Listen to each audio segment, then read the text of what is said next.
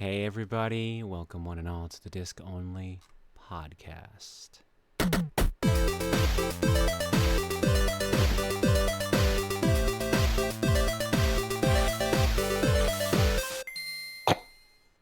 You alright? Sorry, my cat just meowed. I heard that, yeah, a little meow.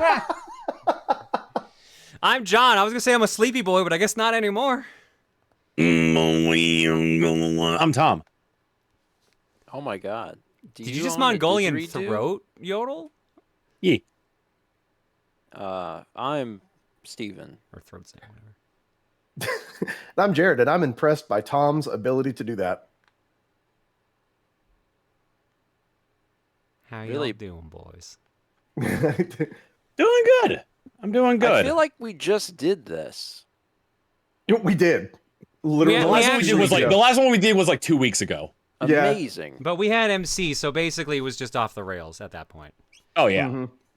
Because chat has a various people in chat have a tendency to try to make MC's life a living hell whenever he's on this podcast. And Yeah. we don't. I mean, we don't like make edits of his. Yeah, we don't company. exactly. We don't make edits of his place of employment's logo to correspond with porn sites. Yet. Yeah. This is the strat for ending Coliseum, is just we all just do that at once. That's the exit strategy. You Bro, just imagine- do the shirt thing you all did for Chaos Cookie with the introverted shirt, but it's just all the Pornhub shirts instead, and I'm just like, okay, cool, I'm out. Goodbye. Oh no. Imagine the outreach, though. Imagine the freaking outreach. If they Do it. We're not doing it. No, not us. I'm talking. No, someone in about- chat said do it. I'm like, no. No way. No.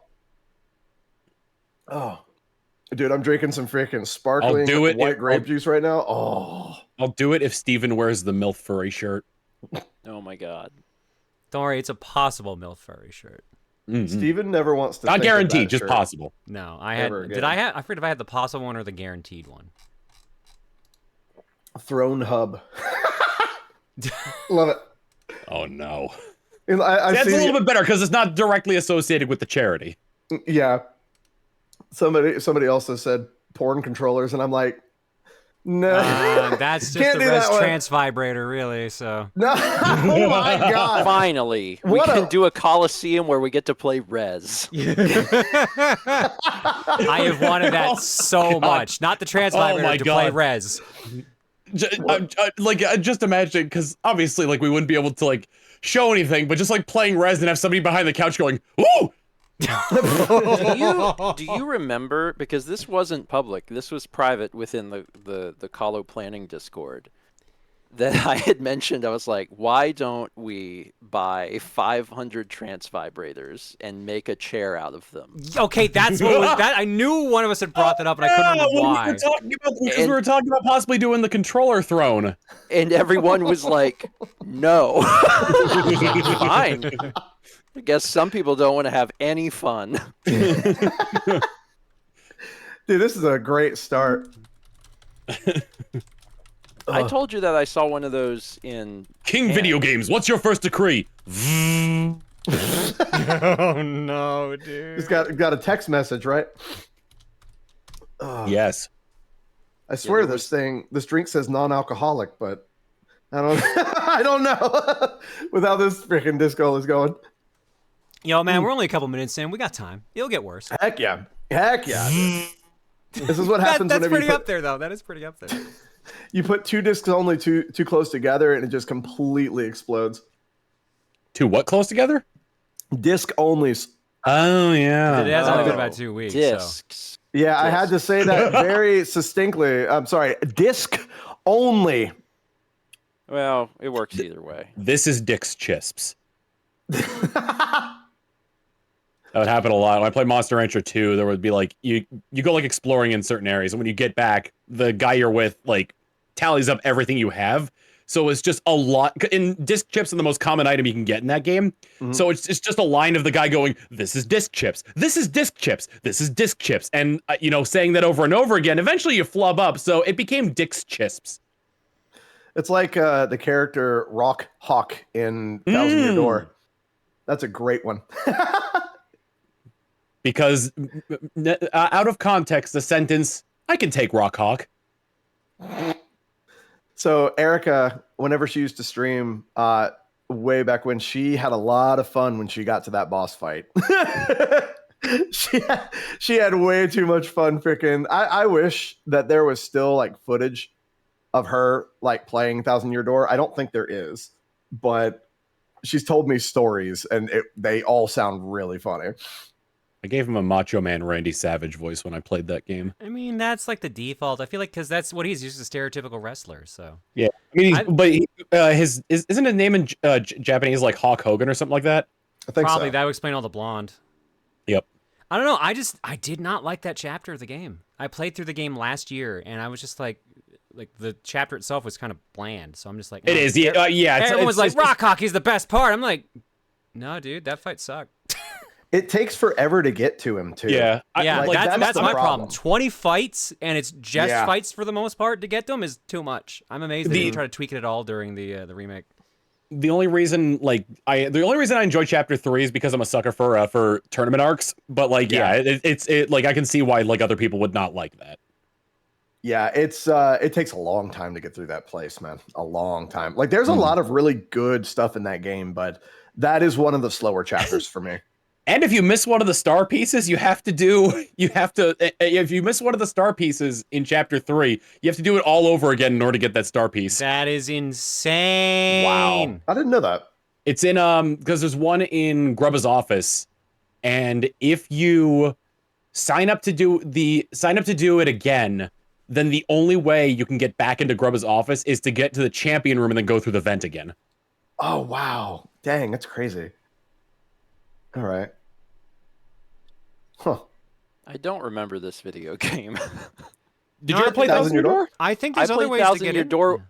I played Thousand Year Door when it came out, and I haven't played it since. So it's Mhm. been like a hot minute. That might be a good one for. I think maybe Mario in general would be a good one for you and Mal to do, honestly. Yeah, Yeah, it's. I will say that it's like probably the best Paper Mario. Mm. Yeah, I would like to play the Paper Mario series with her. I've never played the original at all. Oh, you should definitely play the So, original because that one's I got want its to own do kind that of at charm. some point. I go back and forth on that. I argue that the original is better than Thousand Year Door. Game mechanics wise, Thousand Year Door is far and above above it. But I love the fact that it's basically like take the simple story of Mario, Bowser kidnaps the princess, and turn it into this long epic adventure. Like that's why I love Paper Mario 64. Mm. Yeah, that's also Super at some RPG. point I'll play it. I've played Super Mario RPG like 100 times, but I haven't put a lot of time into the some of the other ones. I've only watched people play Thousand Year Door, but I've watched like a full playthrough of it. I know everything in the game now, but yeah, the only one that I've actually played is Origami King. I really enjoyed Origami King. I remember. I know you played Origami King because I remember on one of these podcasts, you were complaining about the boat minigame. Bro, I hate that freaking the Eddie River. Oh, And I did it first try. I know you did, Tom. Yes, I know. I'm happy because I did Shy Guys finish last. I did that first try. I was happy with that. But yeah, the Eddie River can actually eat my behind, like frick that part of the game. And to 100% it, you have to do it without missing a coin. It makes me want to die. Isn't that also one of like the flags at the end or final markers, something like that? Like, Yes. You have to do it all the way through without missing a coin in order to get it. I just didn't want to do the Shy Guy game again. That's fair. I was just like, cool, 100% this. Oh, why are you so late? Oh, why do I hate this shuffler puzzle? Oh, I'm out. I'm done. Yeah, I 100% had it because I wanted to, because I just wanted more out of that game because I loved it so freaking much. You wanted to. I wanted to. If you can get past the combat system, Color Splash for the Wii U is really good. Isn't that one? I haven't. That's like the only one I haven't played at this point. Isn't that one gameplay wise similar to Sticker Star? Yes, but it's like much more straightforward for what to do in like the platforming and puzzle sections. Okay. I forget that game exists. I played maybe 30 minutes of that. Don't worry, most people forget the Wii U exists too. So Well, that's sad. Color Splash, like the biggest weakness of Color Splash is the combat. Everything else in it, the visuals, the music, the story, the writing, all of it is so good. Dude, that game has some freaking horror elements to it too. Like with Yeah. them like sucking the color out of Oh the, yeah, the like thing. not only sucking the color, but also like there's like some Shy Guys that are like bent backwards and they like Yeah. inchworm their way toward you. That crap is insane, dude. I freaking love that.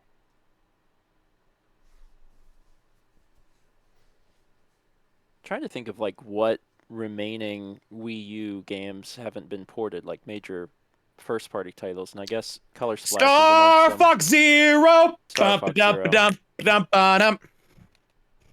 But it's got to be a short list at this point. I know And Xenoblade X, yeah, Xenoblade and Nintendo X. Land, but you can't really port Nintendo Land based on how integrated it was with the second screen. We never got Amiibo Tap, Nintendo's greatest bits. I'm literally skimming through my Wii U collection here right now. Wait, was that a physical game? That was a download one, wasn't That it? was a download one, yeah. Okay, I was gonna say, it's like I'm pretty sure I've got every Wii U game, and I don't remember that one. Captain Toad got a port. Yep, Captain Toad got a port. Tropical Freeze got a port. We never I don't got think Devil's Third is getting a port. What? I don't think Devil's Third is getting a port. Devil's Third got a online multiplayer only port to Steam, Interesting. and it was panned. So I think Sonic Lost World was released on Steam as well. I mean, let's be honest, Devil's Third was panned when it came out. I mean, it's so dumb. I love the charm of it, but it is play pretty loose, especially for the dude Itagaki who like did Ninja Gaiden. Kirby and the Rainbow Curse, but that would be a pain in the ass to kind of translate over. Same with Game & Wario. Yeah, same with Game & Wario. Lego City Undercover is it's technically first party. I forget. I think it was published by Nintendo. That was exclusive. That was not first party, but it was exclusive to Wii U for the longest time. Maybe they'll think about porting Mario Party 8. Maybe they'll think about that. That's a Wii game. Maybe they'll think about porting Mario Party 10. Mario Kart 8. Because I'm reading Mario Party 10 and Mario Kart 8 right next to each other. So I meant Mario Kart 8. Maybe they'll port that. Mario Party 10 also didn't get one. Maybe they'll port that and port Mario Kart 8 and give it like 3 times as many tracks as we ended off on at the end of the last DLC. That'd be wild. Mario Tennis Ultra Smash, but everyone kind of hated that one. Yeah. I mean, also, it doesn't make sense to port some of these games, right? Like, they're not going to port Mario Tennis because Switch has a new Mario Tennis. Yeah, and some of them also mechanically just don't work. But why won't they port NES Remix 1 and 2? They ported the 3DS, but not the Switch. Yeah, Color Splash. Pokken got a port. New Super Mario Bros. Got a port. Yeah. I didn't really play the Wii U that much. Like the only game that I played on the Wii U was Smash Brothers and freaking Mario 3D World, I believe. Mm-hmm. Like 3D World got a re-release on Switch. It got a re-release. Zombie U was rebranded as just Zombie and sold on other platforms. That game was cool. I really liked how they integrated the gamepad into that one. I was gonna say Yoshi's Woolly World didn't, but then I realized that got a 3DS game. Yep. Well, Zombie U had such an interesting I really liked the way like the mechanic worked, where like the game essentially would still run even if you were like interacting with items. So like what would happen is like you'd have to like pick the lock on like a chest or something like that, and it would show up on the gamepad. But on the main screen, like nothing would be paused, and your character would just be crouched over doing that. So you have to look up every now and again to make sure there's nothing coming at you. I appreciate when things get ported, especially to the Switch now that it's unified between handheld and console. But also, there are some things that like can't because of touchscreen functionality. Was Sin and Punishment Star Successor on the Wii or Wii U? Wii. It was on the Wii. It was on the Wii. Okay, cool. I could go for another one of those, but Treasure seems to be in mobile development hell. So I think all they do now is either port Ikaruga, Radiant Silvergun, or they just do mobile. I really, really enjoyed Sin and Punishment Star Successor. That was like a hidden gem on the Wii. Did you ever play the original one on the N64? Or I did not. Wii? That's really good. Is that I remember they sold that on the virtual console. I don't know if it came to the NSO or not. It came to NSO. I did. Okay. Or sorry, no. Yes, it is on NSO. It's one of Yeah, the I'd few lose it. games that actually use the left and middle sticks of the N64. It didn't use the right side with the buttons. Huh. See the D-pad and the stick. D-pad and the stick, yeah. Yep. The D-pad was movement. I think the stick was for aiming. Z was like attacking, and I think L was jump. That sounds right in my head. It's been a while since I played through that. The only other game I could think of that used that control scheme was Pokemon Stadium. What did Pokemon Stadium use that for? One of the mini games.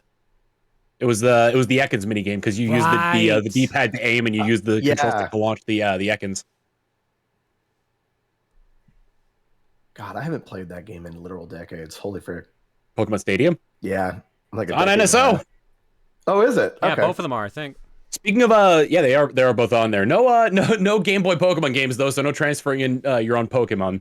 When I'm so excited they brought Perfect Dark over to the NSO as well with the NSO N64 17 Plus category. Now all they need to do is fix it. Is it not running well? Did you not see the footage that was going around? No, I haven't seen it.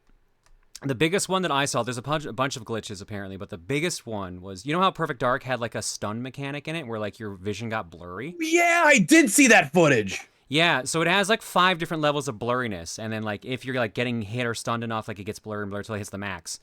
Yep. In the NSO version, it starts at the max and goes worse to a point where it looks like the game just isn't moving anymore, even if you are. It looks it's so disorienting and like it actively hurts to look at. When I saw that, I wasn't paying much attention. I thought the guy was complaining about the NSO version. I was like, this doesn't look that bad. And then it switched over to the NSO version. I'm like, oh, God. But no, I love Perfect Dark. Probably the best way to play it nowadays would be on the Rare Replay. Yeah, because they actually, for the 360, they actually modernized the controls. They modernized it first, the twin stick, and it runs 1080p 60. They upscale, 1080p 60 FPS as well. Oh wow! And it's like probably it's a fantastic. And they game. Probably tested it to make sure that it was good. Yeah, I mean, it came out idea right before you release exactly. something onto NSO. When did that come out? Who tests an N64 game nowadays? Sorry, I'm barking. Like, I feel like this is an unpopular opinion, but like, Perfect Dark. I feel like Perfect Dark is like basically like GoldenEye Plus, like the improved version of GoldenEye. And I feel like not a lot of people. That's pretty common. That's a pretty common thought. Oh, but I feel like a lot of people who look back on that era will always like talk about like GoldenEye and how that was such a great game, and either not mention Perfect Dark or be like, oh, I didn't like Perfect Dark. GoldenEye usually is brought up because it was the first one of its kind. So yeah, that did kill some of the magic of Perfect Dark for some people. But like at least Perfect Dark had bots and like a fairly, I think, fully voiced story mode. Yep. And like a bunch of other stuff. Like Perfect Dark was literally, like it was like GoldenEye, but with a lot more of everything. The Bond brand recognition too is probably that's what I was gonna say. Like I don't know what the sales figures are, but my assumption is that GoldenEye would have sold much more units than Perfect Dark. Let's find out. We can find out. Some of the voice lines in Perfect Dark are really good. Like there's like if you kill some of the guards, like their death wail will be just them like in a strained voice going, "You bitch." Why me? Yep. Why me? And then like they actually had like a sort of a something programmed where the AI could like mishandle their gun, and you'll hear one of the guards go, "My gun." All right, GoldenEye is the 3rd best-selling N64 game. Wow. Take a number not that guess. surprising. Take a number guess. For Perfect Dark? GoldenEye. Oh, in number of units. Yeah. 3 million. How many GoldenEyes do you think sold? No, more. At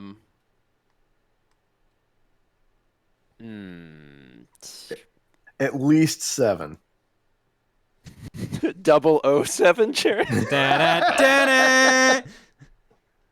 I don't know, 8. Steven, you're the closest. 8,090,000 copies of GoldenEye 007 sold. Good what Lord. are the 2 games that sold more? Mario 64. Assuming Mario 64 counts. Mario Kart though. Mario Kart is usually the like top of a system, right? Ocarina of So, Time. I don't think so. Between the three of you, you've gotten 1, 2, and 4, with GoldenEye being third. So, Mario 64 sold 11.9 million. Mario Kart 64 sold 9.8 million, and Ocarina of Time sold 7.6 million. So just behind GoldenEye. Perfect Dark was a sad 19th place with 2.52 million copies sold, just behind Pokemon Stadium 2. Hey, 19th out of 300 isn't that bad. Yeah. It's like a third to a fourth of the units that GoldenEye sold, which makes sense. But I mean, think it was that also a maybe very that's- late release. Like Perfect Dark, It was May like May towards the- 22nd, 2000 versus August 25th, 1997. Yeah, so at that point you're like just a little over a year Before you get to the your GameCube. system is obsolete. Yeah, when did the GameCube come out? That was like end of 2000? 2001. No, it was 2001. end of never mind. 2001. So, yeah, that was close. Yeah, I mean that's why people have really good memories of GoldenEye because they actually played it. That's true. There's less good memories of Perfect Dark because people missed out on it. I still stand by though that Perfect Dark is like the best shooter on N64. Dan helpfully points out that also Perfect Dark required an expansion pack, which is true. It did not require the expansion entirely. pack. There were some game modes that were locked out if you didn't have it, but it did not require the expansion pack to play. You could not do the so story you could mode play, like, at story? all. You could not do the story mode at all without the expansion pack. The only thing you could do was up to 2-player multiplayer. Huh. So I imagine you It couldn't use any of the sucks. bots either. I think the bots were allowed. I forget. But I Really? know Wow. I know for sure it is only 2-player multiplayer without the expansion pack. Yep. That's crazy, actually. Huh. Thank God every copy of Donkey Kong 64 came with that. And that's why Donkey Kong 64 is the 7th best-selling N64 game at 5.27 million. They cheated. They had the expansion pack. And remember, it was also a pack-in for some of the consoles too, which probably inflated the numbers a bit. Yeah. As I look at my jungle green N64 that came with Donkey Kong 64.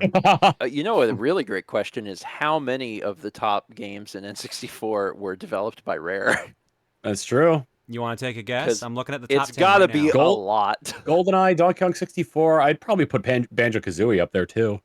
These are great questions for throwing controllers. by I the know. way. It's a shame we're wasting them all here. Are you just factoring in like top 10?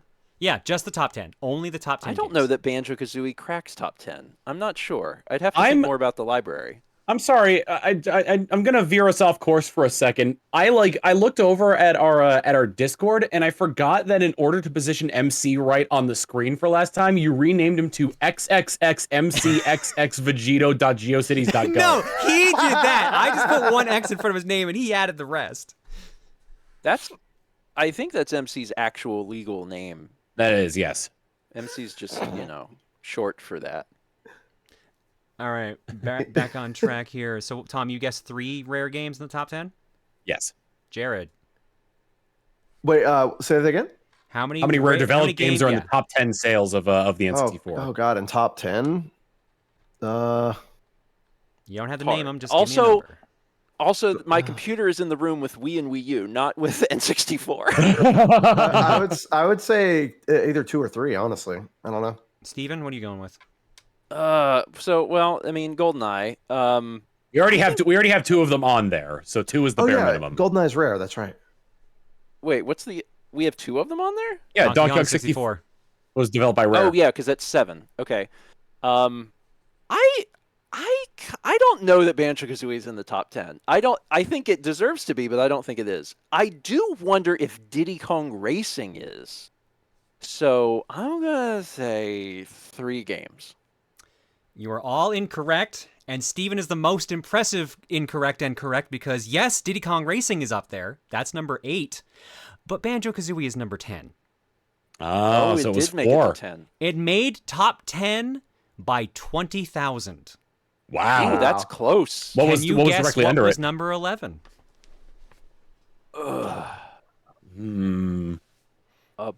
Pokemon Stadium? Majora's Mask? Let me see. Mario Party 2. All incorrect. Pokemon Stadium was number 6. Majora's Mask was number 12. Oh, I was so close. And you said Mario Party 2 was 20. It is Pokemon Snap. Oh, wow, that's sold a lot more than I thought. Jesus. Okay.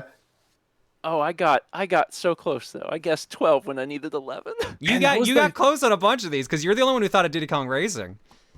That was the. Yeah. It's interesting to see Pokemon Snap that high because it's like, looking back, that's not like that.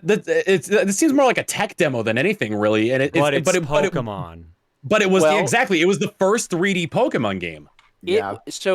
I think the reason that Pokemon Snap is and was so important is that it was accessible, because there was a lot of people that weren't into the games but were into the creatures, and Pokemon Snap was an that's true. accessible video game for them.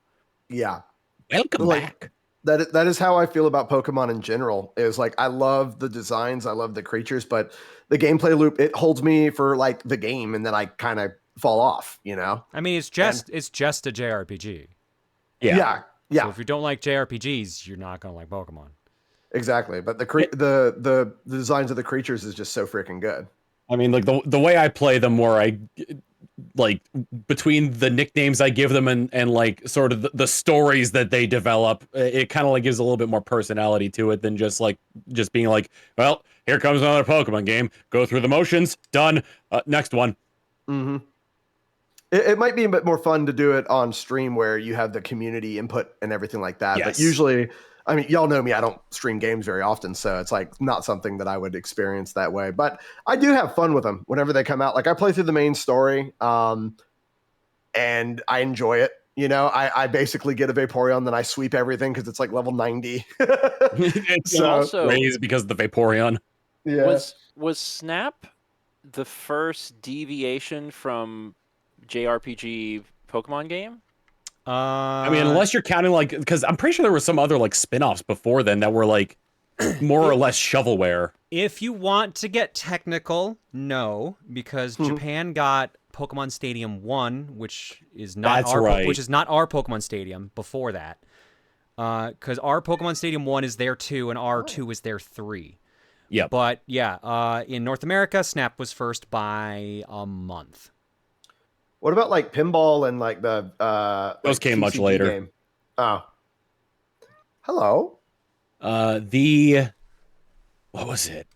I miss I'm just pinball. trying Yeah, to the think. stadium, the Japan Stadium 1 was like was just the battle simulator, and it had a very limited roster just based on what were the top used competitive Pokemon at the time. Yeah, that's what that one was. Also, apparently had some bugs and stuff like that. But yeah, it was kind of weird that it wasn't all the Pokemon, but it made sense. It was the top competitives.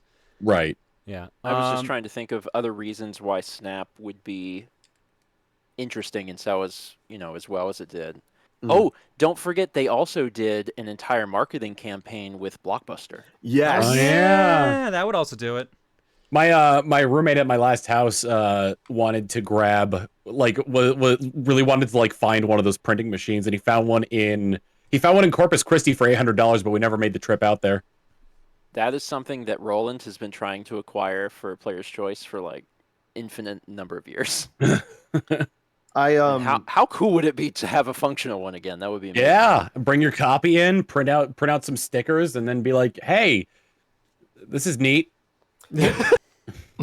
Yes. And with my my old card collection, I don't know if I still have it, but I kept the little card with the chip in it that you get whenever you go to play it.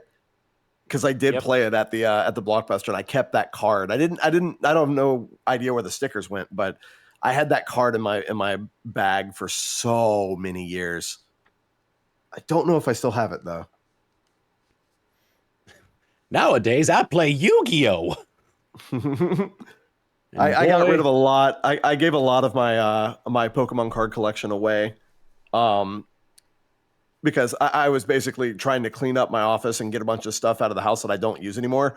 I kept like all my good cards, but I gave a bunch of them away to like the kids around this area and stuff like that. So Yeah, I had no reason to have them. There were a couple like rares and like really good ones that were strewn about that I didn't really need, but yeah, I have like my little 3-ring binder of about maybe 600 cards, but that's all I need. Wow. I gave all my Pokemon cards away to my roommate at the time, his kid. So I get all that in. But I, for some reason, still have all my Yu-Gi-Oh cards. I had someone who came in to like clean our furnace and saw it because it was in the storage room. He's like, "Oh, yo, you selling that? I collect Yu-Gi-Oh." I'm like, "Do you want it?" Like, "I'll call you later," and he never called me again. So, so I got some Yu-Gi-Oh cards for sale. Is what I'm saying. If you want to start a Yu-Gi deck from like 1999 or whenever that came out.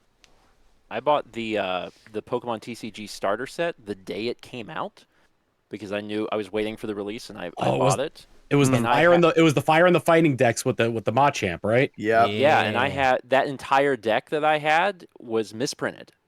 Every single card in it. Whoa. Which was very, very cool.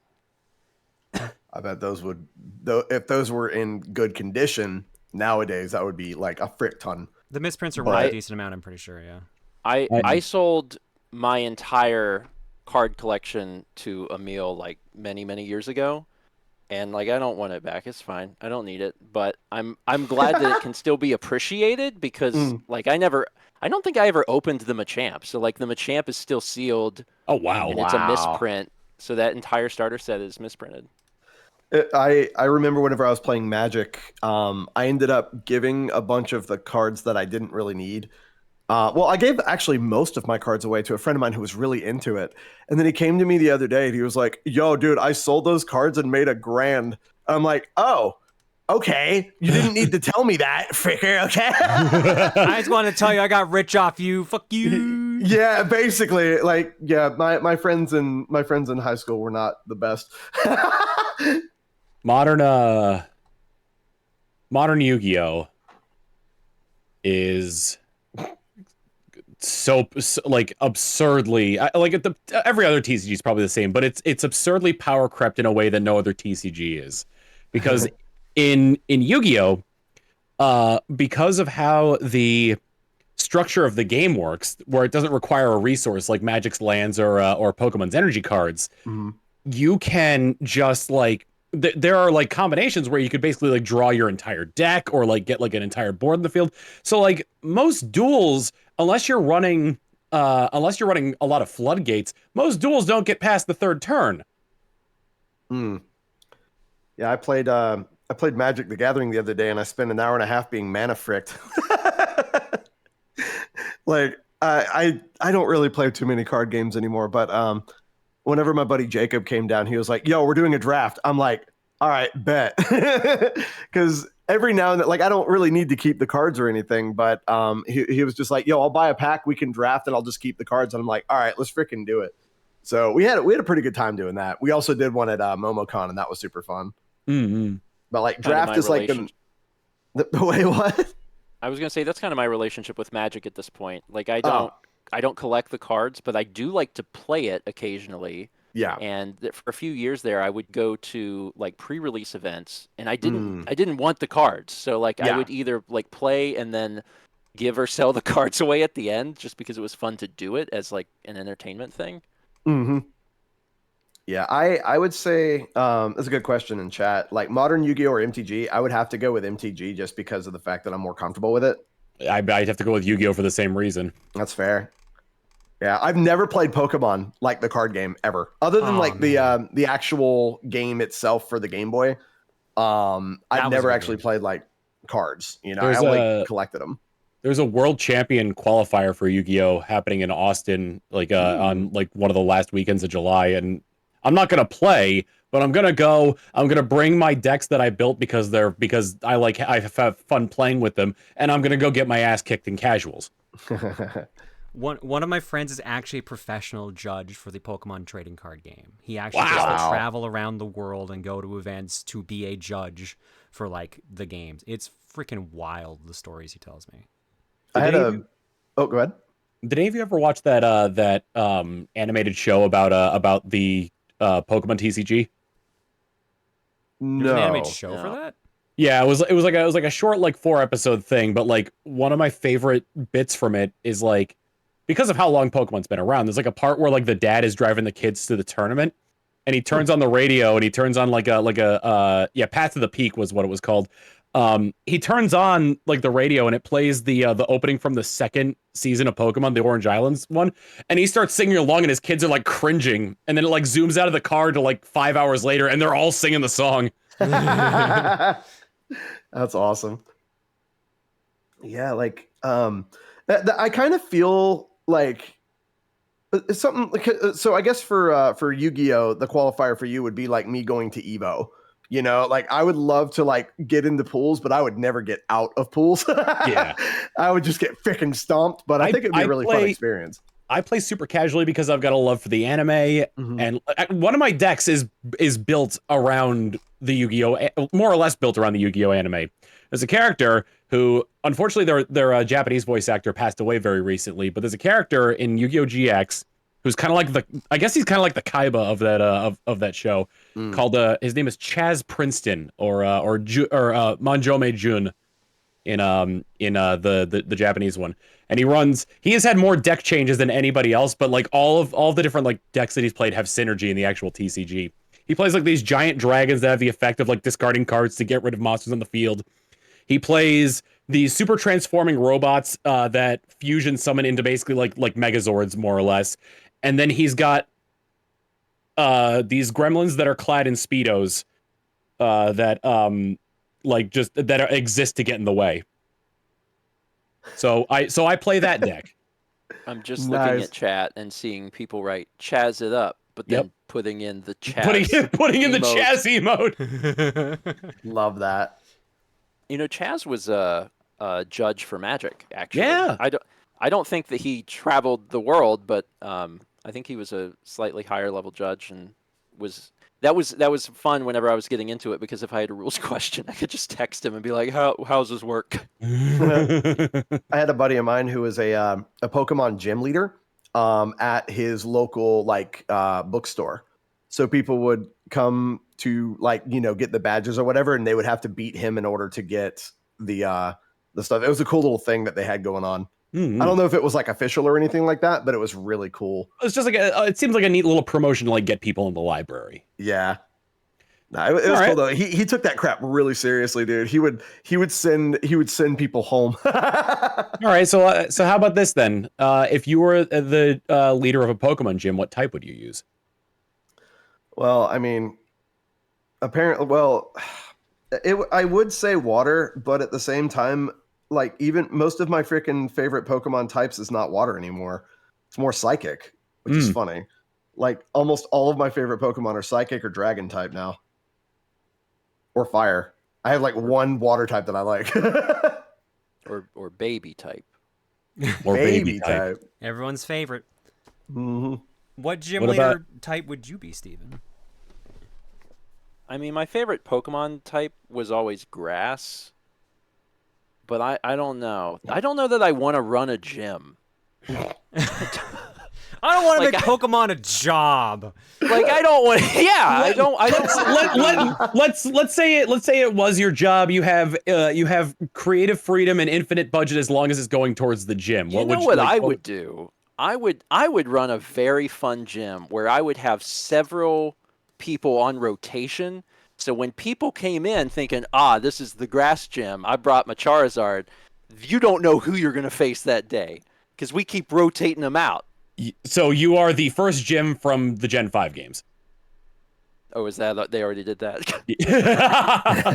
Is this a Simpsons moment? I've only ever played Pokemon regular. You played X and Y, didn't you? Yeah, I've actually played Red and Blue and Gold and Silver and Ruby and Sapphire and Heart Gold and what's the other one? X and Y. Yeah. Soul Silver. Yeah. Pinball. John, what about you? What would your type be? See, I would have said fighting because I like fighting Pokemon. But I'm thinking of my favorite Pokemon. I'm like, okay, yeah, Hitmonlee and Hawlucha, yeah, those are fightings. But Jolteon's electricity, Salamence is dragon, Snorlax is normal, Gardevoir is psychic. So I'm just like, that's not really focused. Yeah, it's hard to pick sometimes, isn't it? Yeah. Did they ever do, because I don't know the Pokemon, did they ever do a gym that is not about type, but it's like... It has a gimmick? No, they've never done that. The closest they've... Weight class or something. No, they have not done weight class. The closest they've ever done to having it not completely be about type is in the most recent generation, where the trainers will send out a different Pokemon from what the type they usually use is, and then they would terrestrialize them into the type that the gym was. So like the bug gym leader would send out a normal type Teddiursa, terrestrialize it to bug, that kind of thing. I want to go to a gym where all of the Pokemon's names start with M. Does the Pokemon Stadium do that? I don't know. Pokemon Stadium has like these weird names for the Pokemon you fight. Oh, they've got the really weird nicknames in that one, yeah. I mean, I guess like one of the latest gyms, like Larry's gym, is technically kind of like that, because it's just like, yeah, he's a restaurant. Type. Yeah, it's just a restaurant. Like that's about as close as that gets. I'm trying to remember in that gym, are there people eating in the area where the battlefield comes out? Yes, I do believe. So you just like interrupt their dinner and it's like, sorry, this guy ordered the secret menu item, everybody out. I mean, that's like being at the Dixie Stampede and the horses kick up sand into your plate. Oh. Yeah, I love very Larry. Unique experience that I have had many times. Larry is one of my favorite gym leaders of all time, just because he's Larry. I go for Bug. A lot of my favorite Pokemon are Bug type. Nice. I gotta laugh. Chat was saying apparently because of how my team, they're like, yeah, you're more like an Elite Four. You're more like a regional champ. Mm-hmm. I'm not a gym leader. Yeah, like my six favorite are Mew, Mewtwo, Goodra, Scorbunny, freaking Tinkaton, and Vaporeon. So it's like my team's all over the freaking place. Yeah, I mean, to be fair, at this point, most people's like favorite team doesn't usually stay in one type, or at least fully. Yeah. I want to join like Team Rocket or something. That would. You want to be a bad guy? Congratulations! Well, it's not even here's your complimentary Zubat and Rattata. That's all we can give you. Well, here's the thing about Team Rocket, is that Giovanni was just trying to save the world from Mewtwo. Like that's why he was like getting the Master We got Ball. a Giovanni apologist. I was gonna say, wait a minute, what is happening here? Listen, he's still a terrorist, all right, straight up. But at the same time, it's like, you know, I saw a post one time that was really funny. It's like, oh wait, he was using the Slith Scope to get Ghosts to fight him because Ghost is strong against Psychic, and I'm like, oh my god, is it really this deep? And I'm like, wait, no, he's still a bad dude. He's literally a mafia mobster, like absolutely. Yeah. Just saying, like, when you think about all of the jobs that you can have in Pokemon land, it's not a long list. And that might just be interesting. It's like, well, you know, what do you do? Well, I work for the Mafia. I like this. Giovanni is the Lex Luthor of Pokemon. I like that, actually. He kind of is, yeah. Yeah, because, well, technically he created Mewtwo. Well, he was partially responsible for creating Mewtwo. So it's like he was trying to, like, yeah, he's still a bad guy, but he was like, frick, I messed up. Just clean up his own mess. Bad guys do that too. Yeah, I know. And listen, the reason why he was doing it, not for any good reason other than the fact that it was probably going to stop him from being able to take over stuff, right?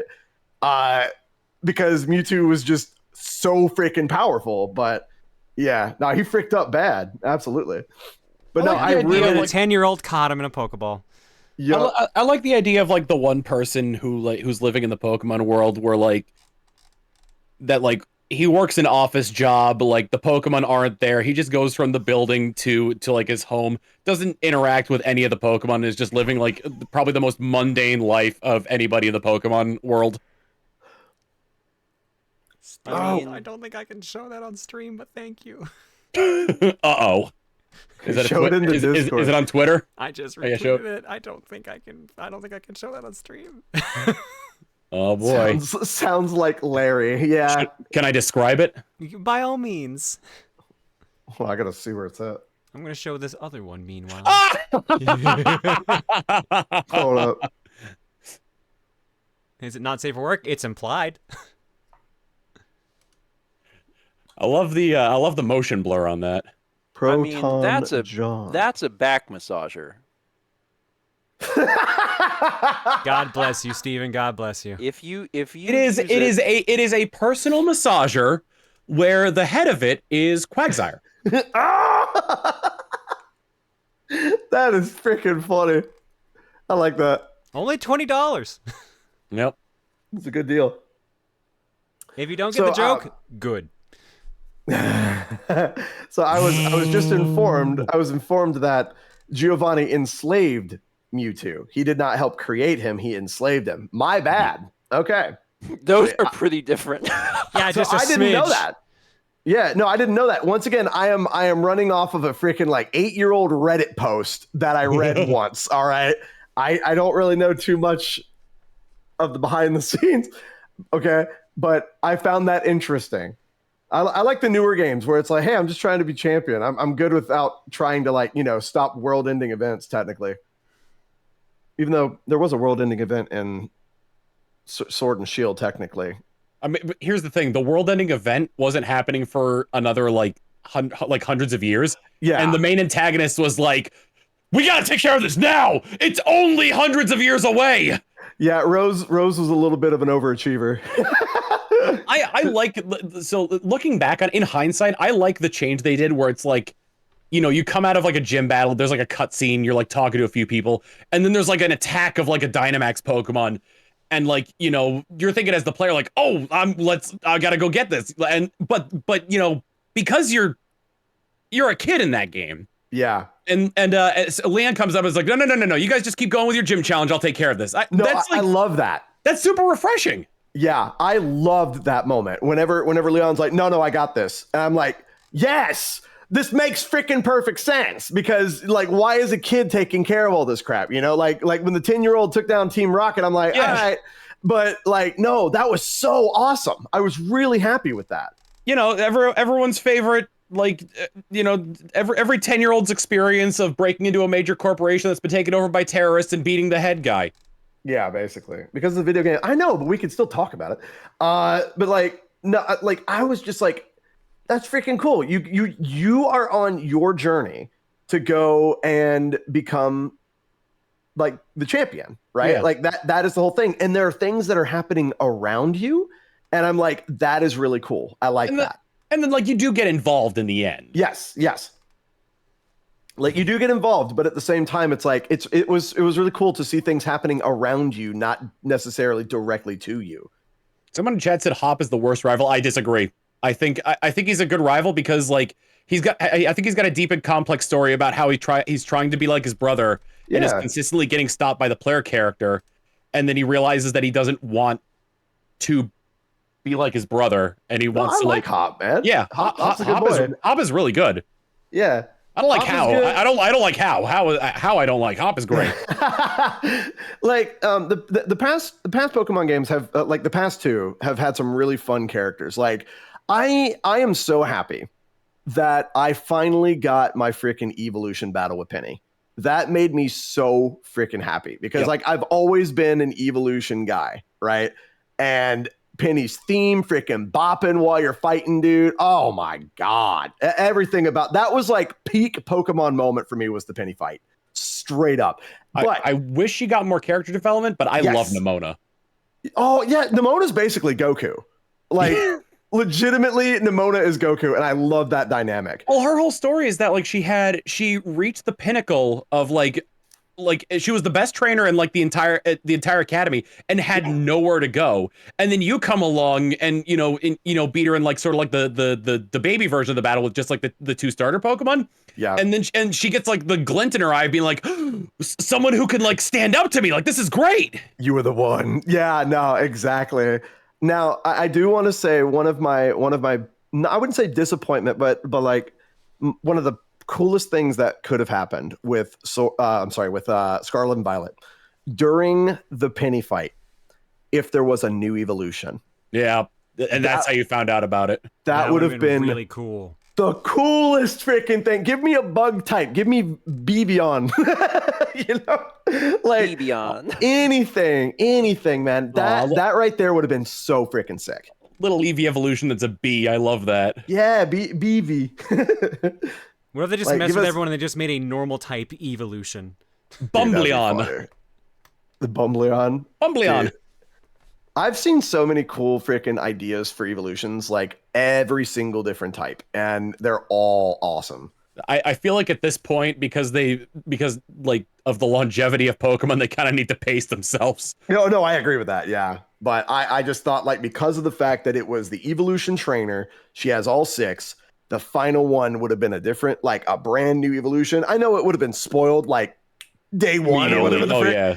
But oh my God, what a cool moment that would have been. I like the idea that's just like, let's just introduce a new EV evolution each generation. What could go wrong? We're out of EV. We're out of types to evolve them into. Do we make a new type? No. Every single type combination Eevee's getting. Well, they didn't even do one a generation. They did 3 in the first one, 2 in the second, and then they started realizing, oh, we should pace this. Oh my God. Yeah, they did 2 in the 4th generation, 1 in the 6th generation. We haven't gotten a new EV evolution since.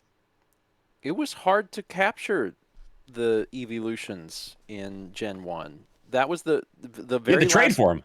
Yeah, the very last Pokemon I caught when I went for them all was Jolteon, because that requires a 3rd copy of the game. Everything else is like, yeah, you can get 1 on one and 1 on the other, but if you want Jolteon, that's the one Pokemon. It's like, okay, well, you're gonna have to have a 3rd friend. You gotta force your friend to restart his game is what you gotta do. Yeah.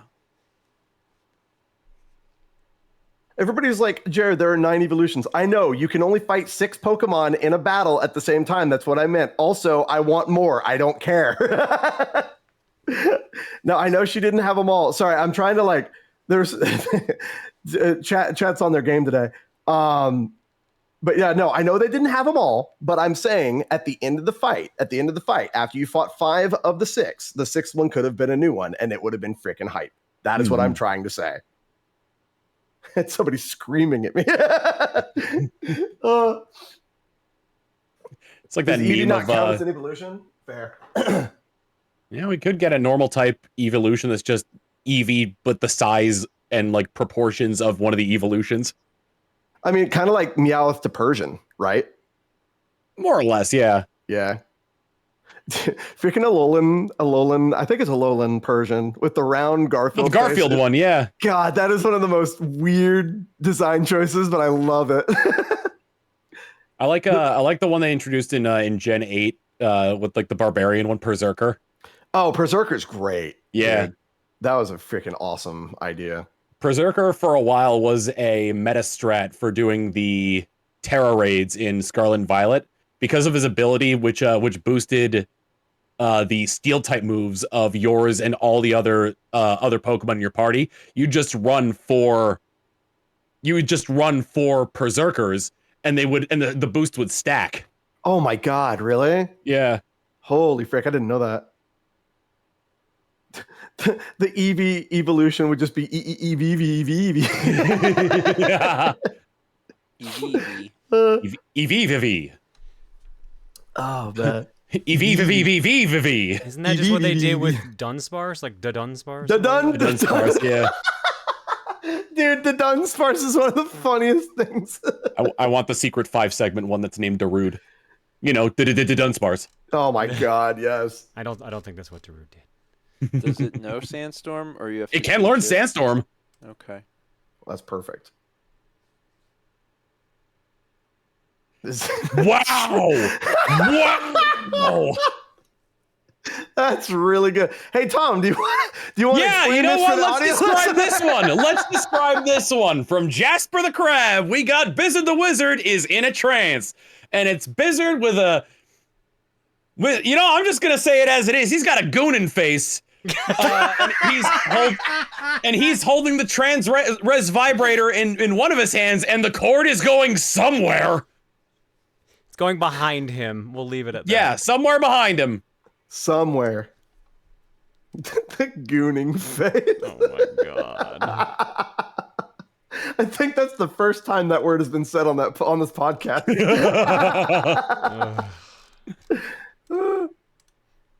I should have bought it. I saw it. I saw it in Japan. It was so cheap. It was like the equivalent of like 40 or $45 US, completely boxed. I should have bought it. That right there.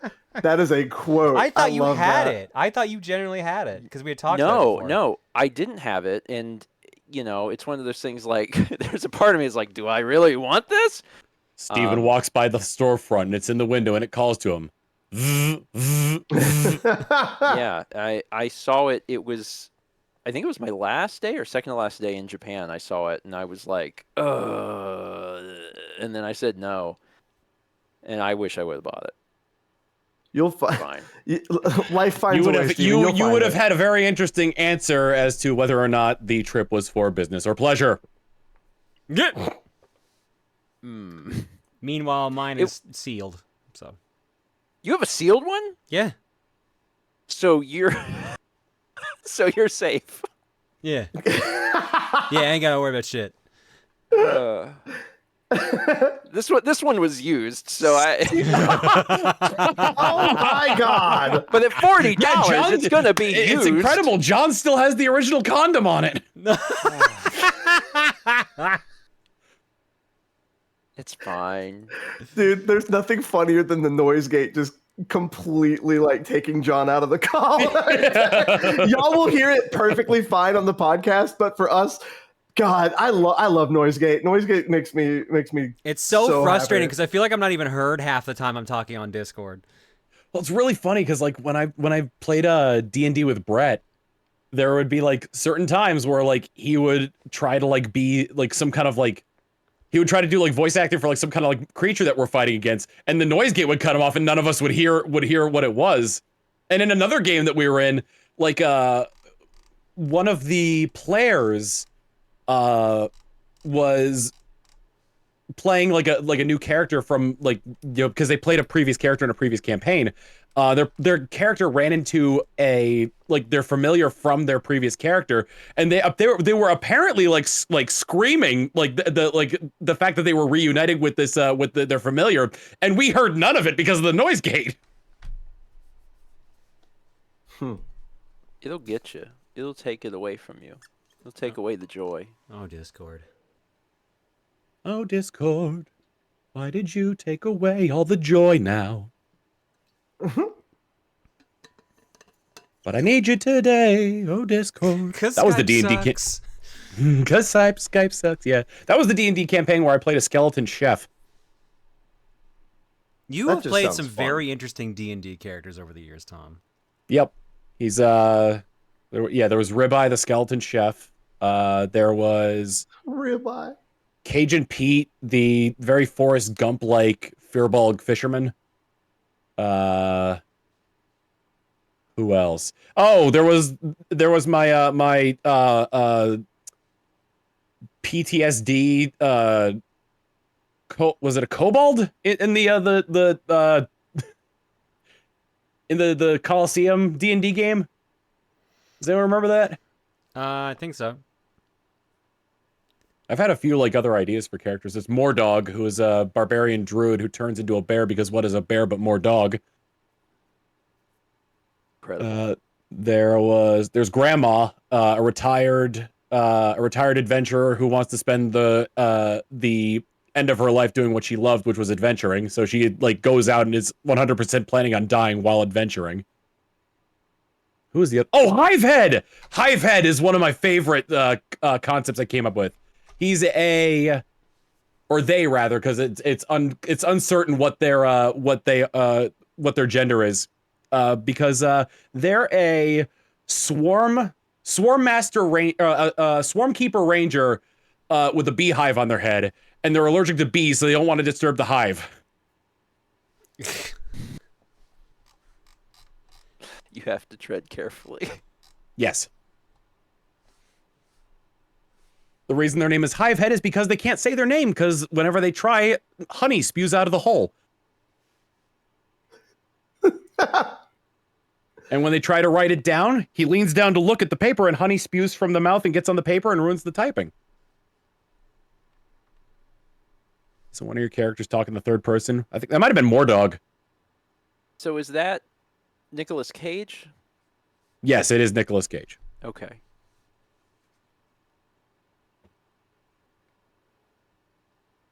Anyway, no further questions.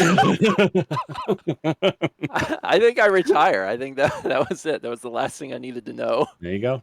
Is this the last episode of the podcast? Then we're just done now. There we go. So that would be a really great place to end.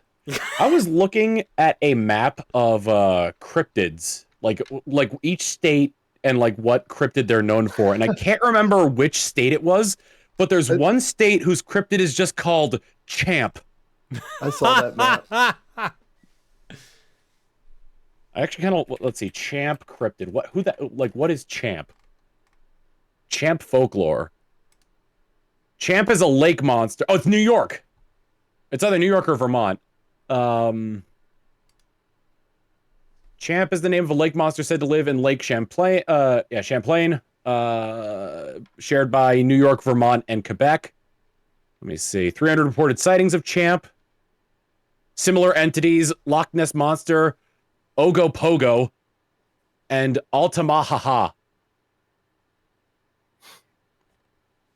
Cryptid stuff is so awesome. Dude. So I don't know why his name is Champ. Oh, it's apparently he's like near a specific lake. Oh, for Lake Champlain, yeah. Cultural importance to New York and Vermont. In 2022, it was reported that a feature film, Lucy and the Lake Monster, was in the work about a young orphan girl and her father looking for Champ. That sounds like a Nicolas Cage movie. It really does. Hope they find him. A Nicolas Cage movie? Yeah. The film was in post-production as of May 2023 with plans to screen in theaters and stream on Netflix. Oh wait, so it's out? It might be. I don't know if it's. Well, let's see. What's it called? Lucy and the Lake Monster. Oh wait, that's not an animated one, is it? I have no idea. Looking it up because it sounds familiar. Lucy and the Lake Monster. Does it have a release Nope, date? it's definitely not animated. Although it's not animated. The logo for it kind of is. Yeah, they look. It kind of looks like one of those. Have you seen the poster for it? I saw the poster. Yeah, this does not look like it is going to be an Oscar winner. Believe. Oh man, you'd never know. Dude, that guitar has seen some things. What? Yeah. Do you have the poster up there? Yeah, I got it. Okay, yeah. But what song is he singing? You champ and me. Believe in champ and you and me. Man. Lucy and the Lake Monster. Also, like, I'm sorry, but just like the look on the old man's face is terrifying. Dude, why is there a Call of Duty hit marker? Where? Oh, underneath the. I think that's supposed to be like a sparkle. One on the rainbow. I think it's supposed to be a sparkle. I know, but it's perfect. Oh God, Jared, no, that pierced their lung. It looks like someone started to remove a photo bucket watermark and then just gave up. I love the background shot of both of them in a rowboat going towards the monster in the freaking background. This is a friendly guy, you know. This is a friendly little guy. Oh man! Just imagine they're rowing out there, singing a song, having a good time. You champing me. Oh, there she is, Lucy. Hang on. Old man pulls out a shotgun. And all you hear is just a single shot marker for freaking Call of Duty. I mean, that maybe the movie's great. You don't know. You're right. I don't know if I ever will. I just recently watched a film that, from the little that I knew of it, I was like, I do not know what to expect, and it ended up being fantastic. I don't know if any of you have heard of Hundreds of Beavers. Yes, people have been telling me to watch that. Dude, okay. So how rude. Is it just because you're Canadian? No, apparently it's actually like really good. It's kind of like got Who Framed Roger Rabbit kind of energy. Oh, okay. The creator of that, like the director or whatever, like he's kind of like a visionary, dude. He's so good. Like I've heard like a lot of his movies are very good. It's different. It's kind of like watching a 2-hour Looney Tunes episode. It's extremely slapstick. It's mixed media, so like there's animation and stuff in it too. There's actually a fair bit of special effects. Yeah, I haven't seen it, but I watched a Schaeferless video on it, and it's like, dude, I gotta watch this movie now because of just like him being super enthused about it. I'm like, oh yeah. In terms of mixed animation, anything beats Space Jam 2. Yeah. How bad was Space Jam 2? It wasn't great. It wasn't a bad. It was a forgettable movie. Was the problem? Except for one specific scene that will live with me until I die. What scene? It's at the very end, so I don't know if I want to spoil Space Jam 2 or if anybody doesn't care. Fair enough. LeBron James cares, Tom. LeBron James cares. Oh man. The first Space Jam was freaking great. At least Space Jam 2 came with that really good beat 'em up on Xbox. I really want to say it. Does anybody actually care about Space Jam 2? Can't say that I do. Hang on, I will put up the patented Space Jam 2 spoiler protection marker for all our stream watchers currently. I didn't know there was a Space Jam 2.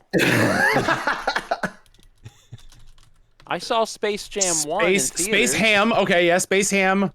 I'm laughing too much to say it. Space Jam 2 spoil. There you go. When do we get to watch Space Ham? All right, when while they the Space Coyote Jam 2 versus spoiler warning sign is up, we are spoiling Space Jam 2. So if you see the Space Jam 2 spoiler warning sign off, you're fine. If you're listening to the audio version, I don't know what to tell you. I'll clap when I'm done with the Space Jam 2 How are they going to spoilers. hear it? They're fast Oh forwarding. yeah, that's true. It's an audio podcast. Anyway, It's fine. so the whole thing with Space Jam 2 is it's like LeBron and his son are on the rocks because LeBron wants his son to play basketball and his son wants to create a video game. This is important. His son goes into Warner Brothers' computer, befriends an algorithm, and creates his game. And then the algorithm's trying to I don't know what his plan is. It was stupid though. Basically, what ends up happening is that the Toon Squad and the Goon Squad go up against each other in the video game, and it's a basketball video game. So towards the end of it, it's like, well, LeBron James's son is like, so we could pull out this one cheat code that I programmed into the game. But the problem is that it deletes whoever uses it. And so they're all being like, well, what are we gonna do? And Bugs is like, I'll do it. I'll be the one who does the cheat code. So he does the cheat code and wins the game, and he's on the ground dying because he's being deleted from the system, and everyone's around him crying, and he phases out of existence, and it's like, but we did it! We saved Warner Brothers! Yay! Cut to later where they're at E3. They're outside of E3, and LeBron goes separate ways from I think his son, who's they're just looking at all the games that are on there. There's barely any people around, and then suddenly Bugs Bunny comes out in real life and starts talking to him about Taco Tuesday and whatnot. And there's not a lot of people there, so it just looks like LeBron is guilt-ridden and is hallucinating Bugs Bunny. So I turn to my friend and I'm like, the incident wasn't your fault, LeBron. You gotta let me go. It was this movie bad? Wait, hold up. So the movie ends with Bugs Bunny dying, and that's the ending? Please God tell me. It ends with Bugs Bunny dying, and from my perspective, LeBron James having guilt-ridden hallucinations of him. Dude, please God tell me that he says that's all, folks, when he dies. He might. I don't remember. To be fair, that's Porky's line. Dude, I would lose my freaking mind. He does. He does. Yes. Holy frick. I don't know. That Okay, this is actually selling me on the movie now. Does it count as a spoiler if it's bad? Yes. You can still spoil bad media. I could spoil The Room right now. Oh my God, he got better. I don't dude. Oh, that's great. There's one of my favorite bits. I think we're done with Space Jam 2 spoilers at this point, but there was Rick and Morty back, make a cameo. Listeners.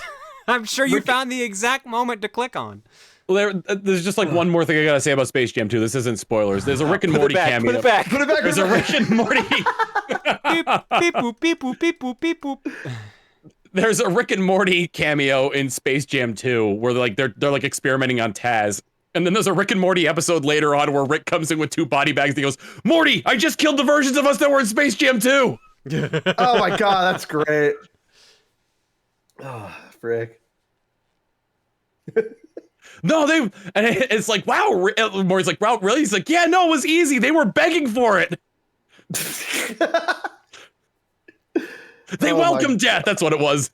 Oh my god, man.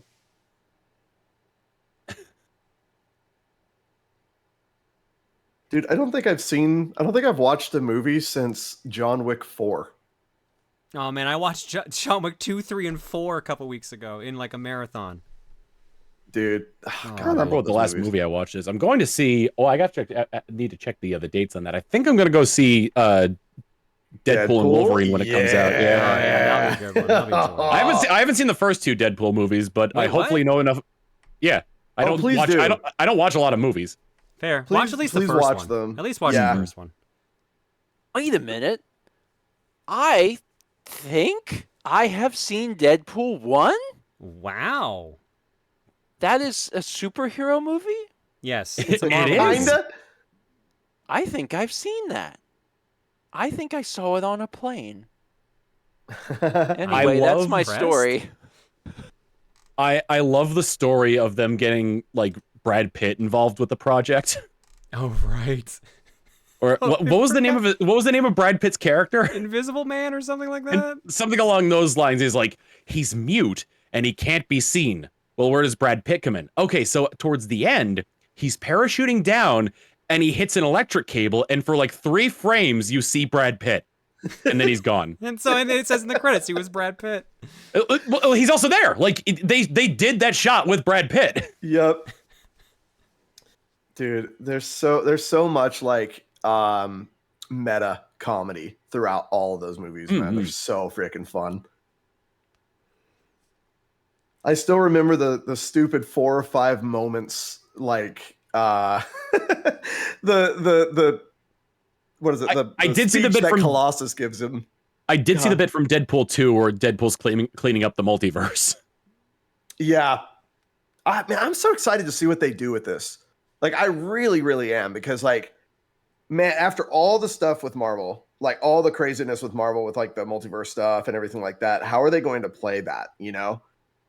And I hope that this is like the linchpin to something a bit more subdued, if that makes sense. Like, from Marvel, like to chill them out and stop putting out freaking shows all the daggone time. Nope.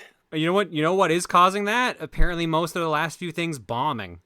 Yeah. Well, no. Yeah. Absolutely. Well, it's too much.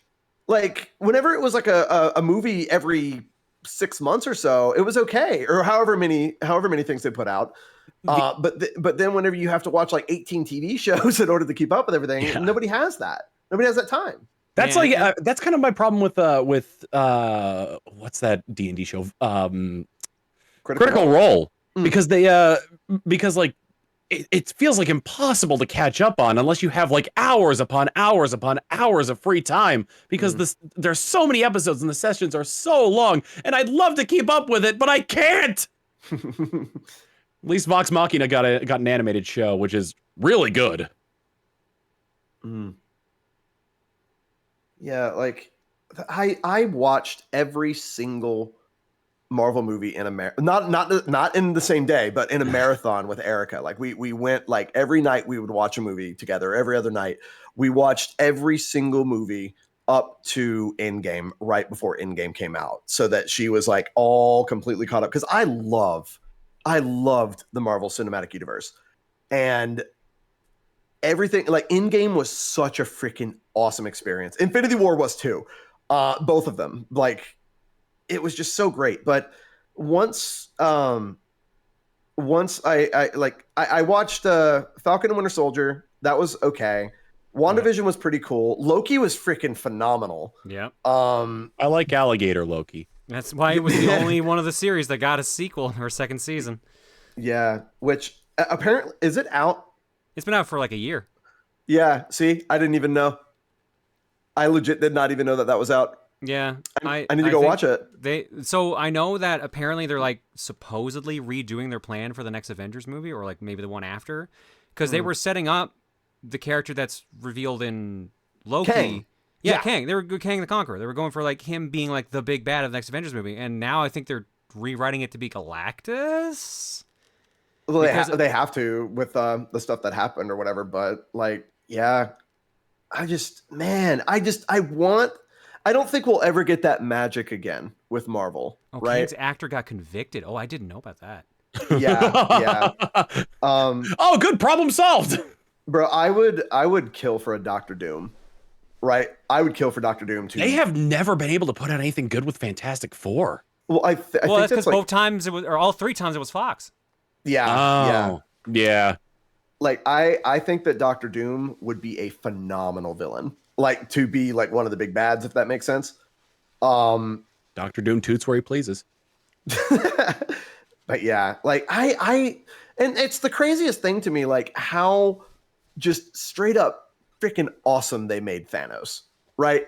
Like the fact that like people knew who Thanos was at the end of that, like that's brilliant. Yeah. You know, like that's going insane. from having him escape in the Thanos copter to being like a major villain that's like recognizable.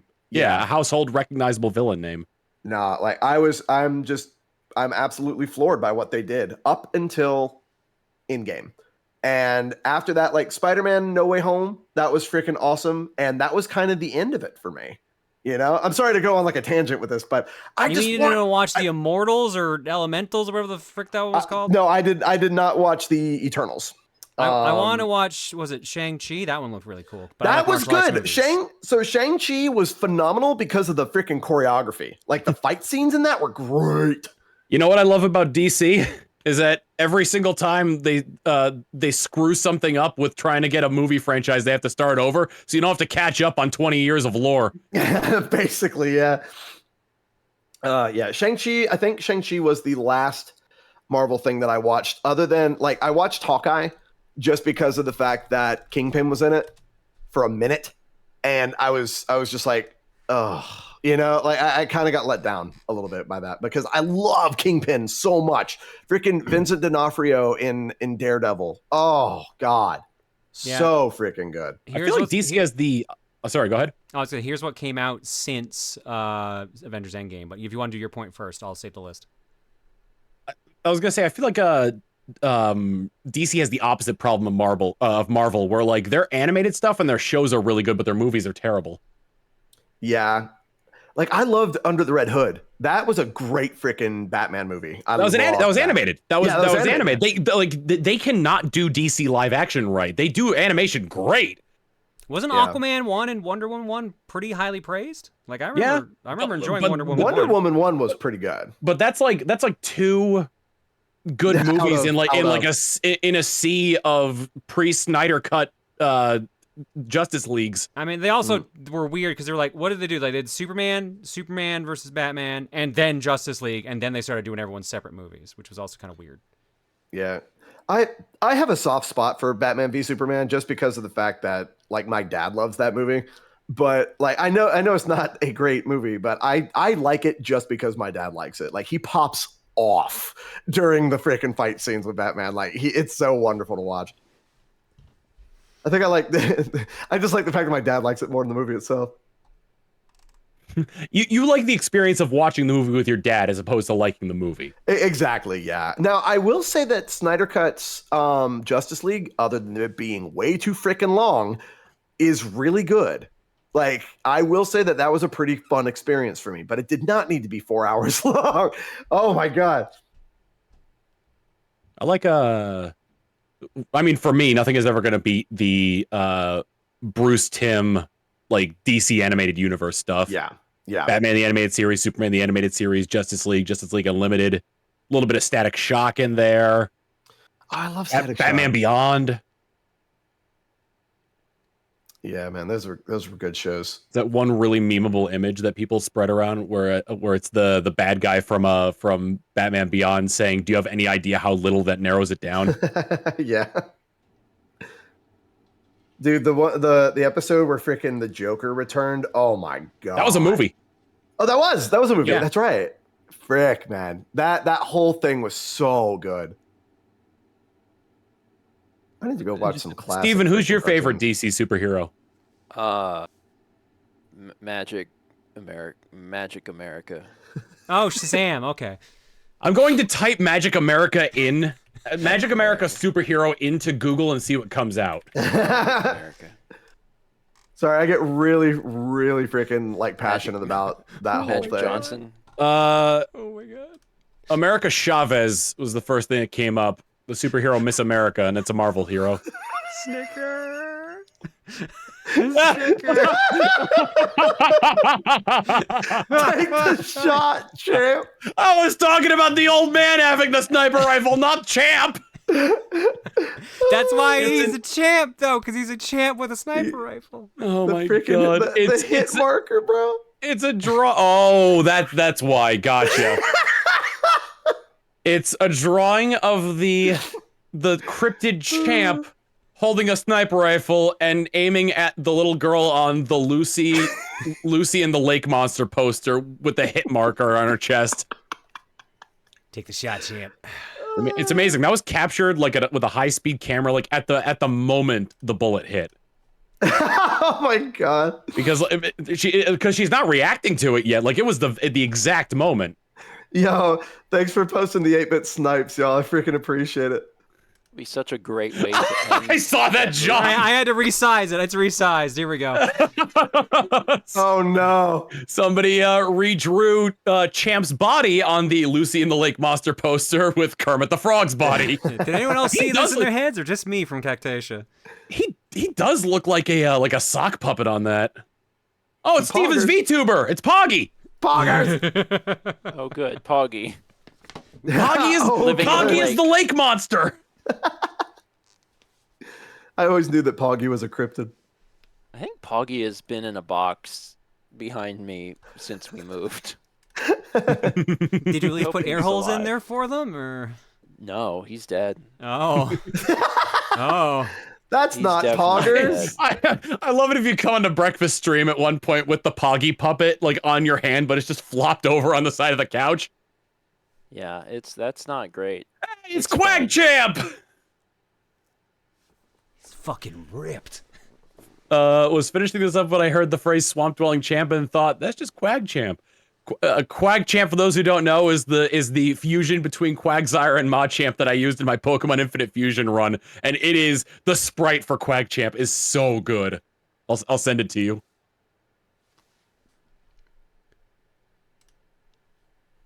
You guys want to continue the conversation? So No, we don't actually. We're done. That's it.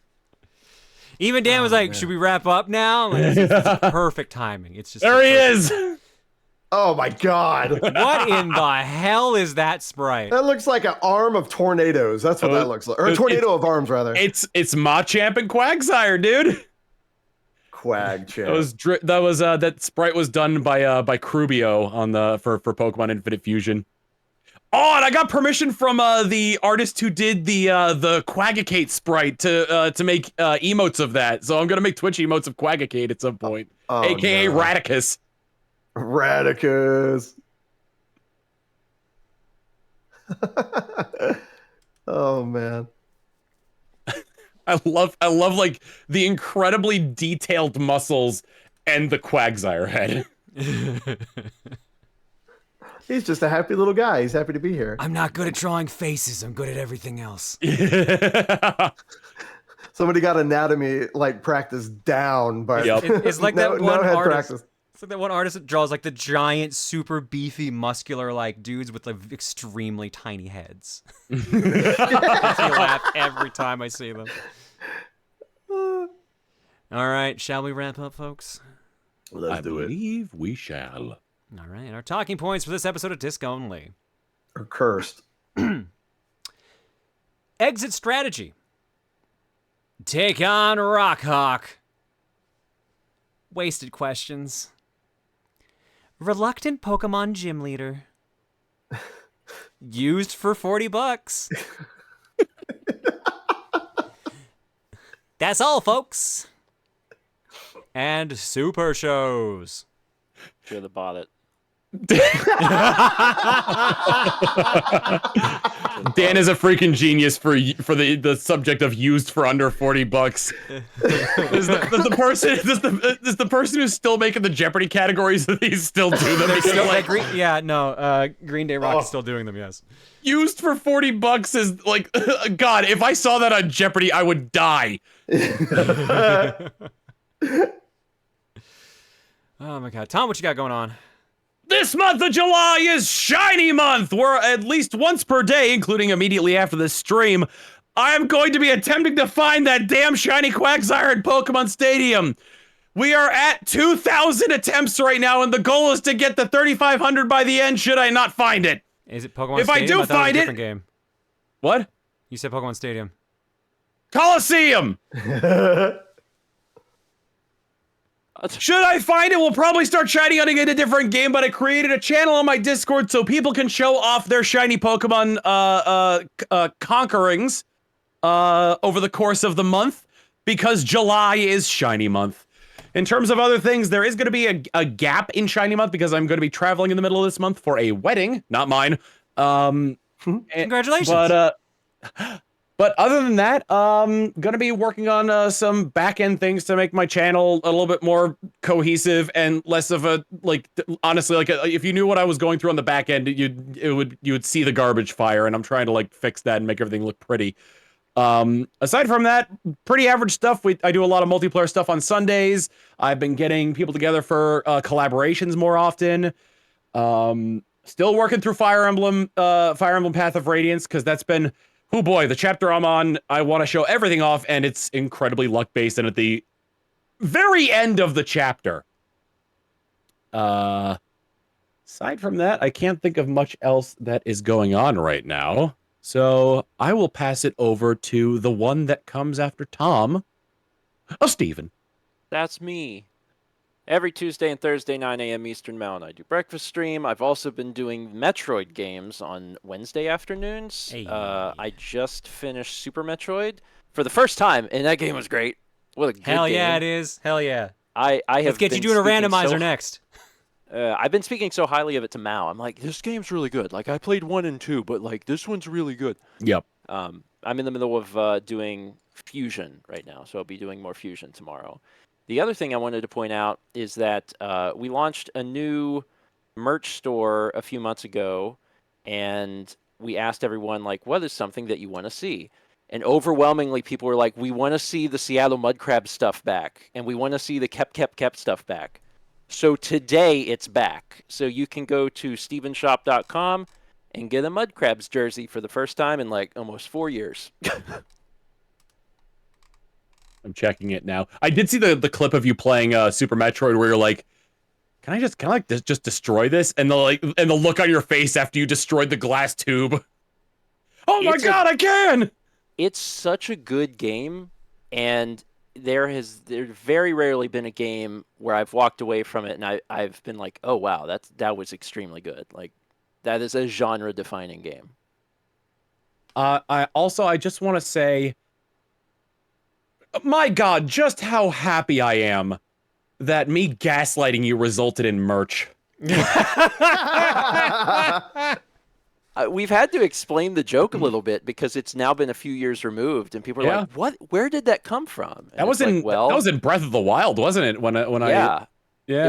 was. I think it was January 1st, 2021, and I had been naming fake teams. And then you were like, that one you named wasn't fake. Well, and I was like, what do you mean? You're like, what happened Seattle was Mudcrabs, that's a minor league team. And I was like, what? Well, because what happened was you guys were in the middle of the game and you don't look at chat while you're, like, playing the game. So when you named those teams, I told your chat, tell him those are real teams. It was like it was the Seattle Mudcrabs and the Philadelphia Broncos. So you not only had me telling you that you were right with those teams, you had hundreds of people telling you that those were real teams. It was the best gaslighting that anyone has ever accomplished. So congrats. Steven, I'm very worried about your chat. And friends, for that matter. It's fine. We're doing great. Oh my god. Oh my god. For that wedding, I'm going to Seattle. I'm bringing the mud crab shirt. There you go. I love it. Jared, what are you doing? Drumming Monday, Tuesday, Friday, and Saturday over on Twitch and YouTube. Yeah, we just opened technically we just released a new merch store as well. What is it? It's tantrumcollectibles.com/collection/the 8-bit drummer. I'm going to make the 8bitdrummer.com/merch. I'm going to make that a lot easier. Don't worry. I need to do the same thing. Yeah, I need to redirect. But we got a bunch of cool stuff. A lot of the old designs have made a return, like the bunny shirt, Love More, the mini drummer, mini heart. We also have a new jumping drummer shirt, and we also have a Paul within a Paul within a Paul shirt, which is wonderful, and also a Paul fidget spinner that you can pick up. That's nuts to me. I love cool. it. I'm playing with him right now. Like I've literally been spinning him like the entire freaking podcast. So yeah, it's a wonderful little piece of merch, and there's no limit on how many they're going to do. So if you want one, get one. They are available. But other than that, I mean, yeah, just normal drum stuff. Come on over and vibe with some music. You're already here. Twitch.tv/ProtonJohn. No point saying the link. I also have a new merch store open. It is tantrumcollectibles.com/collection/ProtonJohn. We'll get it redirected to protonjohn.com eventually. The stupid shirts that everyone wore during Chaos Cookie, the introverted but willing to discuss Proton John, we ended up actually making that an actual shirt. Plus, Plus, we made extroverted, not willing to talk about Proton John. That is available. Both of those are available up on that shop now. We even accidentally made a spelling error version, too, because they sent me introverted on the original print, and chat laughed at it so much we did a small run of that for like 2 days. So all that's there. All the stuff from the old shop is there, except for the pin sets, because those got lost in the mail, and I'm currently hoping they find them in time to get them back. But the Rosa John hoodies are over there. The last few I've got over there. Once that is done, I don't know. We're going to probably do a new design for the Rosa hoodie or do a different character. The mouse pads are going to be there because those will be there forever. And the Deathwater shirt's there. So we'll also be doing new merch as well eventually, but there's like stickers, mugs, and shirts currently. I am also playing Metroid this week. Who are you? Are you me? I'm starting Metroid Prime 3 Corruption tomorrow. I'm going to be playing through that. That is, I think, the last Metroid game I have to play through other than Metroid Prime Hunters. And if you want to get technical, Metroid Prime Pinball. I was gonna list that one off. So I'm on the last proper Metroid game that I have not played through myself, so we'll be starting that. That means I'll have done all 3 Prime games on stream.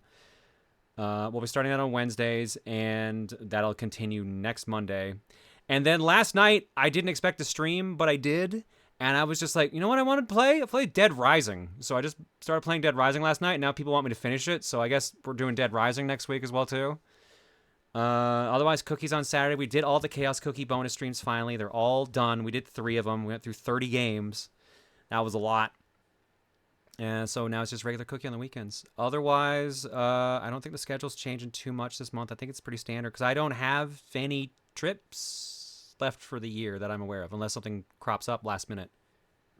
Chaos Jester makes a good point. Did you play Federation Force? I played Federation Force. I did not finish Federation Force. So there is, in fact, another one. I didn't mind Federation Force. I was enjoying it. I just never finished it. The only issue I have is just like the 3DS's aiming capabilities is the only issue I have. Yeah, that's fair. I didn't mind it too much, but it was a little annoying. That's pretty much it. Dan, what about you? Hey, yeah, so the usual twitch.tv/motiondan. I'm gonna be playing through. I just got it, Pacific Drive, from the Steam sale. That's Pacific Rim? cool. No, Pacific Drive. But yeah, that's it. No, that's not much. Wait, someone in chat just said, I don't know if you realize this, but tonight's stream was your 12th streaming anniversary. Is that actually true? Did you start streaming in 2012? For Twitch, that sounds about right, actually. Hang on, where's my Proton John stream archive? Swift says, Jonathan, is it your birthday? Oh, yeah, actually, they're right. The first stream I did on Twitch was July 2nd, 2012, and it was Slam and Jam time, where I played Space Jam. Oh, no. So many callbacks to just this episode. Incredible. Full circle. You want to get out of your system, Steven? No, because Discord's just going to clip it. That's also true. You won't even hear it. It'll just be silent. Is it your birthday? Actually, nope. Yeah, Tom's got through. Just feel it in your heart. I feel fear. I feel fear. Is that what you wanted me to feel? I think that all three of us should do it at the same time. Oh, no. That timing does not work with this. That would make it way funnier. I'm going to change my name. We'll figure out what it is and we'll just redo it. Bravo. All right, folks. I think that is it for the podcast. It was a little odd to have it so soon compared to when we did the last one, but it was still good. Is it your birthday, Truck Nuts McFucknuts? How'd you know I was changing it to that? How did you know? The first Tuesday of the month is the 6th of August. Do we all think we're going to be around for that one? 6th of August. I should. That is Absolutely the not. Day after my birthday. That's my anniversary. Oh, yeah. Nope. We ain't doing it on that then. So the 13th of August it is. That's also the day after my birthday. Wow. Wait, what? You get old really quickly. Are you a Benjamin Button situation? I am so old and feeble now. My God. Thanks for hanging out here, though, buddy. I appreciate it, especially since I'm the one who goofed and didn't write it on my schedule this week, because I thought for some reason it was next week. Everyone's like, "We're doing it tomorrow." I'm like, "Oh, damn it!" Yeah, I'm going out of town on the 10th, so the 9th would have been like disc only. And then I had to pack like instantly after. Like, no, Pack while doing disc only. Yeah, just hear him like zipper. I do not want to do a disc only where I hear a lot of zipper. That's not good. That would go great with the trans vibrator that you got for $40 or less. Oh my God! Special thank you to Popsky for our theme song. Prism Shine for our logo. Time for everyone's favorite game show, Zipper or Vibrator. Paper pennies for the beautiful art in our intro and our producer's motion. Dan, thank y'all, everybody. I'll see y'all next month for the next disc only, and I'll see y'all tomorrow for Metro Prime 3. All right, question 1. Oh my God. That's someone's phone. That's someone getting a text. I really hope that the Seattle Mud Crabs can beat the Houston Assholes this season. That's the biggest upset. We'll see what happens. What? Everyone loves the Houston assholes. Steven, who was the guy that we kept referencing? And asking for his baseball card? Oh, Denny Walling. Denny Walling! Oh, I love that Denny guy. Walling. Can't I ever hope forget he's him. doing okay. I hope he's alive. I don't know how old he is. You want to say bye to the people, Blue? Aww. He's dead, Steven. That's adorable. That's not. Blue is just fine.